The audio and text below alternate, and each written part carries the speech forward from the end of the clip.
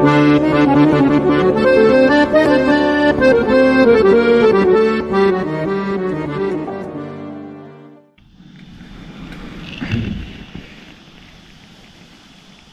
assalamualaikum warahmatullahi wabarakatuh teman-teman. Kita berjumpa lagi ya di sesi video saya kali ini.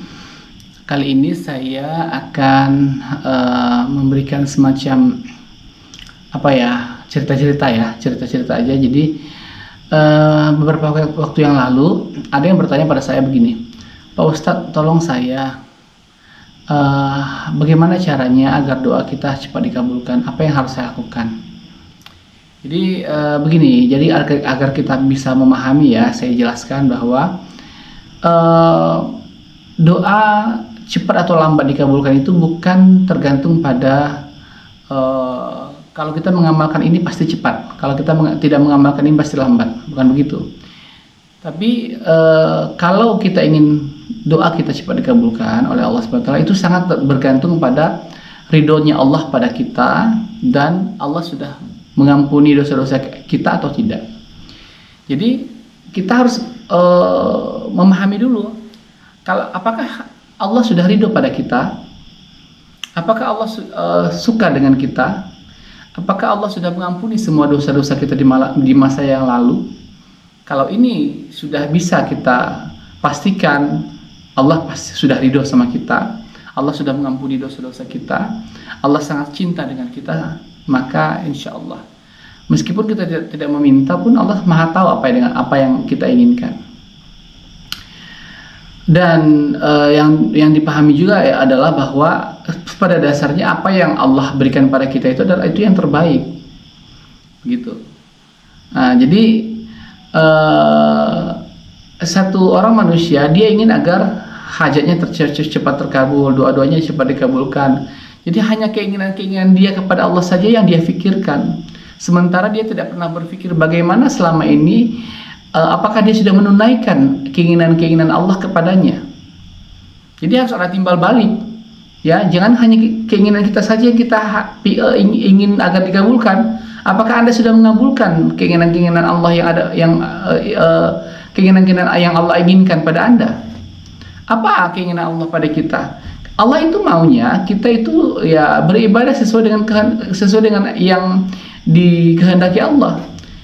Jadi kita beribadah misalnya sholat 5 waktu di awal waktu. Bagi laki-laki diperintahkan untuk sholat di masjid. Jadi kalau kita ingin agar kita disukai Allah, pandai-pandailah mencari muka kepada Allah. Kan misalnya kita bekerja di sebuah perusahaan atau bekerja di sebuah instansi, tentu kita ingin agar kita disukai oleh bos. Kita ingin selalu dipandang baik oleh bos kita, oleh atasan kita kan. Bagaimana caranya agar atasan kita ataupun bos kita selalu memandang kita dengan pandangan yang menyenangkan kepada kita? Tentu kita berusaha semaksimal mungkin agar kita itu tidak punya celah dari segi akhlak, dari segi kinerja, dari segi apapun. Karena kita berusaha menampilkan semua yang terbaik dari diri kita di hadapan bos kita, di hadapan atasan kita. Ya, dari segi kedisiplinan kita tidak pernah terlambat, tepat waktu. Dari segi bekerja semua pekerjaan beres tepat waktu. Dari segi bahkan kita bisa memberikan hal yang nilai plus dalam pekerjaan. Nah, kalau ada satu orang karyawan, satu orang anak buah model begini, hati bos mana, hati atasan mana yang tidak suka? Nah, kalau di dunia begitu pintarnya, begitu pandainya kita mengambil hati atasan ataupun bos kita, tapi tidak pernah terpikir oleh kita bagaimana caranya kita agar semaksimal mungkin kita menjadi hamba yang sangat dicintai oleh Allah. Tentu kalau kita ingin seperti itu, kita cari muka dong di hadapan Allah.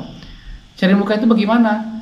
Jangan menjadi orang yang biasa, jadilah orang yang luar biasa, yang tidak biasa seperti orang kebanyakan. Dikala orang tidur malam, kita bangun. Dikala orang disakiti, dizulimi misalnya, dia tidak mampu memaafkan, kita memaafkan. Sifat-sifat seperti itu kan yang Allah suka.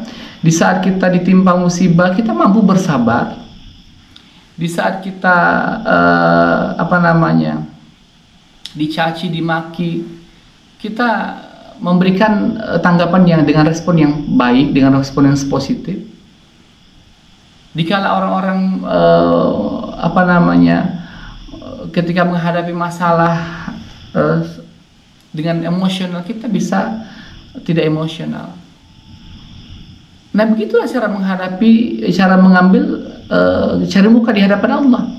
Dikala orang-orang mampu bersedekah hanya di waktu ketika dia lapang, kita usahakan bisa mampu bersedekah dikala lapang dan sempit. Ya, kan itu apalagi kalau kita mampu bersedekah di waktu sempit, itu luar biasa. Itu adalah hamba yang dicintai Allah. Manakala orang tidak mampu berjuang di jalan Allah, kita mampu sekuat tenaga kita, sedaya upaya kita berjuang, ataupun setidaknya membantu orang-orang yang selalu berjuang di jalan Allah. Itu adalah beberapa contoh bagaimana cara mencari muka di hadapan Allah. Manakala orang-orang menghadapi masalah, berharap kepada makhluk, menggerutu kepada makhluk Allah, kita tidak. Kita menghadapi masalah hanya mengadu kepada Allah. Hanya Allah yang tahu dengan masalah kita. Nah itu. Jadi bagaimana ketika Allah menetapkan sebuah ketetapan kepada kita, kita ridho atas pemberian Allah. Kalau kita sudah ridho kepada Allah sebagai Rabb kita, sebagai apapun yang Allah takdirkan kepada kita, maka insya Allah Allah pun akan mendatangkan keriduannya kepada kita. Gitu. Jadi syarat agar kita itu doa-doanya mudah dikabulkan, hajat-hajat kita gampang dikabulkan adalah kita harus memastikan apakah Allah ridho sama kita. Apakah Allah sudah mengampuni dosa-dosa kita?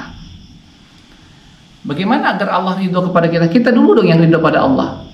Kita dikasih miskin, alhamdulillah kita ridho, ikhlas. Kita dikasih bagaimana? Ikhlas. Orang yang beriman dan bertakwa itu apabila dia memperbanyak amal, kemudian ikhlas dan pasrah, memasrahkan semuanya kepada Allah. Ya Allah, aku pasrahkan semua masalahku kepadamu. Terserah engkau mau bagaimana ya Allah. Begitu. Kalau memang engkau memutuskan menghendaki bahwa aku harus mati hanya gara-gara ini semua, aku ikhlas. Begitu. Itu orang yang ridho pada Allah, seperti itu. Jangan kita memaksakan diri, ya Allah, 9 hari lagi harus lunas uangnya, ya Allah. Aku udah capek bersalawat tapi nggak datang-datang juga. Mana janjimu? Di mana kebesaranmu? Ternyata semua itu bohong. Itu namanya bukan orang yang ridho. Ya, ridho itu adalah ikhlas menerima apapun kehendak Allah kepadanya. Ikhlas bahwa dulu Anda telah banyak berbuat dosa, sementara Anda menginginkan banyak hal kepada Allah, sementara Anda tidak pernah menunaikan apa yang Allah inginkan kepada Anda. Nah, itulah jawaban saya. Bagaimana caranya agar doa-doa kita dikabulkan?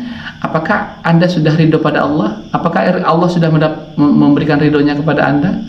Apakah dosa-dosa Anda sudah diampuni atau tidak? Kalau itu Anda belum bisa memastikan, tidak sepantasnya kita menggerutu, baru beramal sedikit, lalu kita meminta kepada Allah agar sesegera mungkin doa-doa kita dikabulkan. Semoga yang belum paham bisa paham, yang belum tercerahkan bisa menjadi tercerahkan.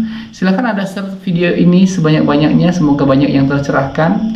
Ya, dan kalau ada pertanyaan-pertanyaan lagi silakan nanti ditanyakan, boleh di kolom komentar atau nanti ya silakan di kolom komentar saja ya, karena saya tidak bisa membalas pertanyaan, menjawab pertanyaan lewat WA ya. Nah, nanti ya kalau bagus pertanyaannya atau banyak yang bertanya hal yang sama, saya akan bikin videonya khusus untuk jawaban.